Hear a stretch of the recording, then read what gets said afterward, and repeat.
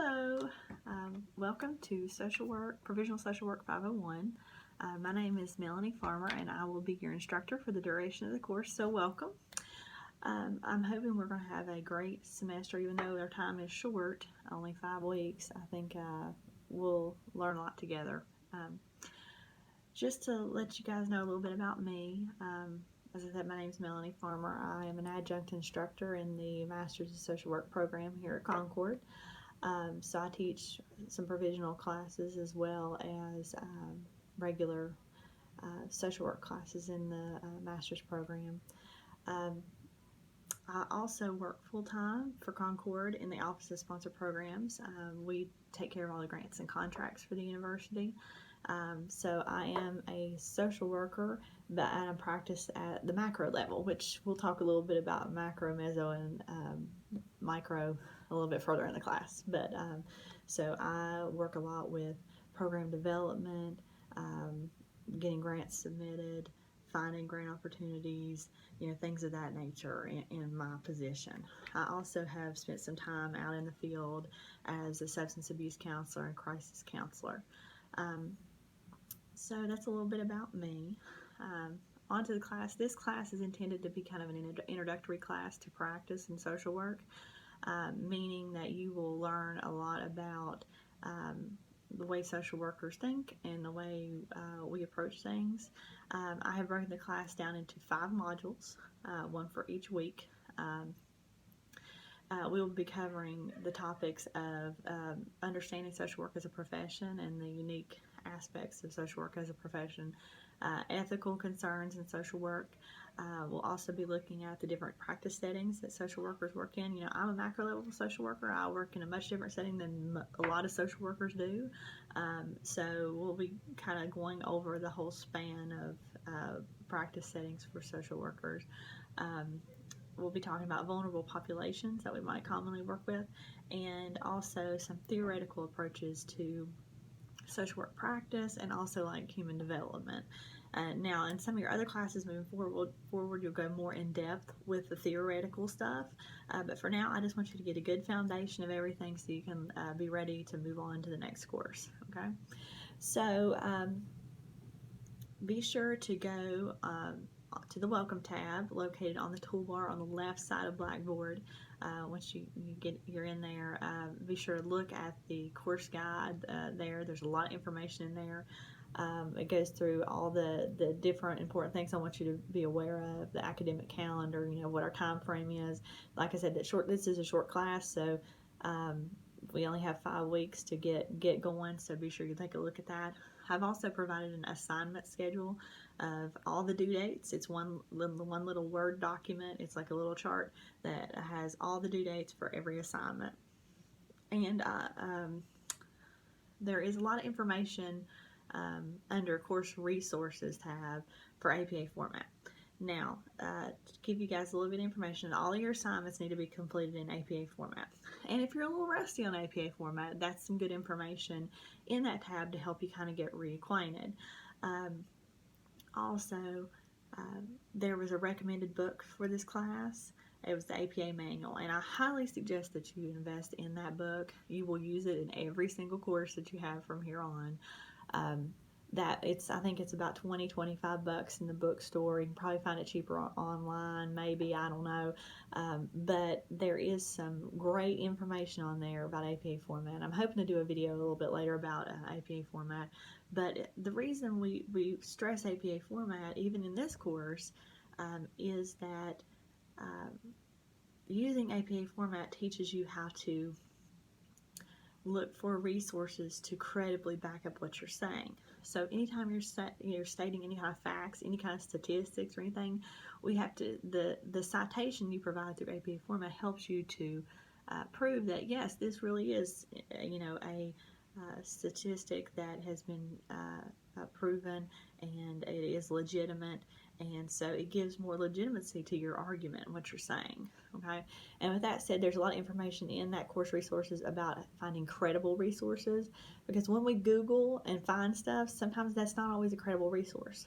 Credible sources are considered things like from the federal government, websites, the census data, academic journals, things of that nature. Not necessarily any website that just comes up on a Google search, because like we said, there are sometimes not legitimate facts out there. They can be twisted, or they may not be legitimate at all. We all know about fake news.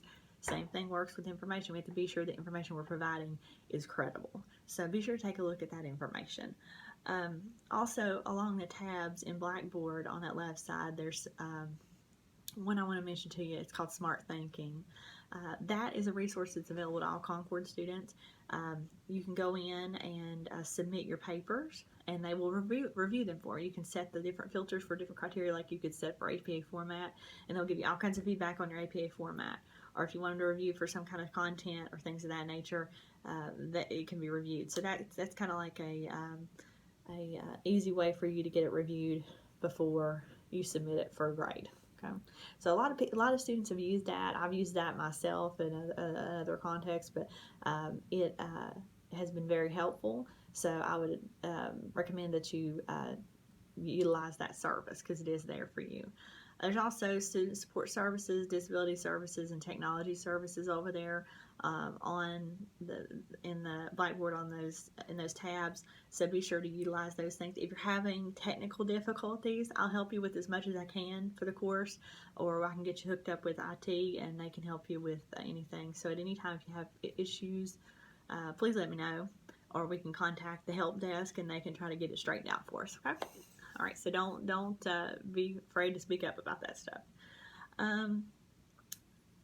Let's see. Be sure to also, there's another tab over there for the syllabus.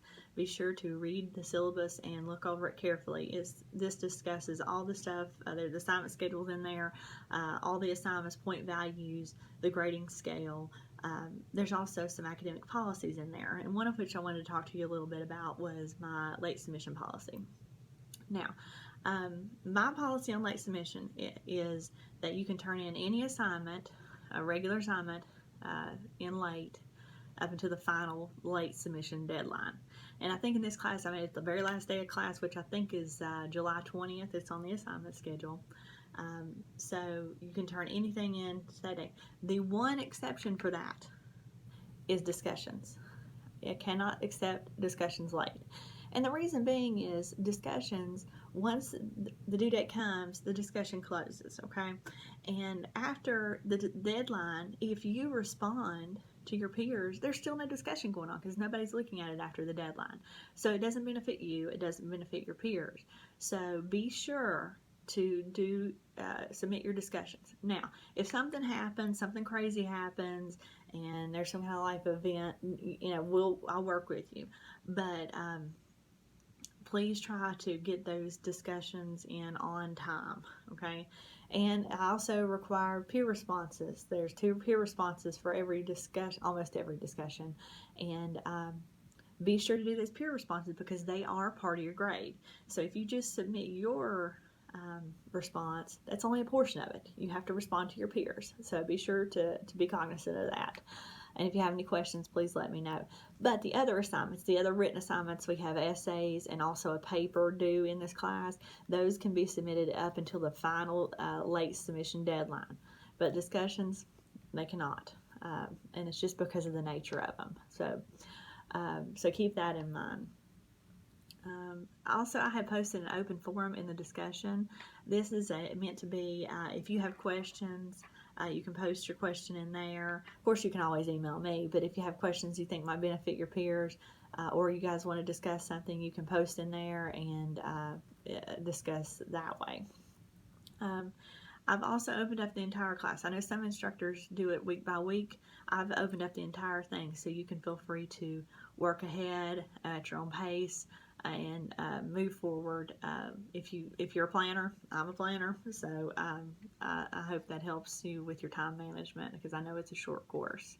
And like I said, I know it is a short course. It's 5 weeks, so I'm very open to working with you about deadlines, but those discussions do have to be in. But I'm available anytime. You can try to, the best way to get in contact with me is via email. Sometimes those course messages in Blackboard, it takes me a little while to see them because you don't see them until you log into Blackboard. So the easiest way to get in touch with me is via email.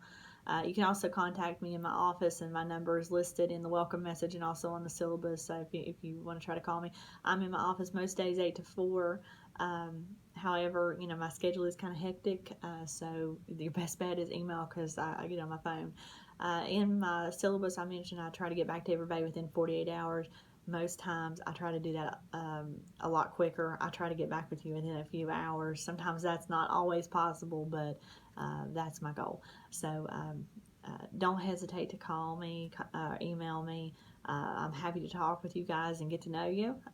That's one thing I miss about in-person classes is I don't get to see you guys, but don't hesitate to contact me with any questions or concerns. I'll be happy to chat with you. So, welcome again to Provisional Social Work 501, and I hope you guys enjoy the class. And let's get started. I think there is a getting to know each other discussion that you guys need to complete by Wednesday. And then also, Module 1 is up and running and due on Sunday, so you need to go ahead and take a look at Module 1. All right, you guys have a great semester, and I look forward to getting to know you. Take care. Bye-bye.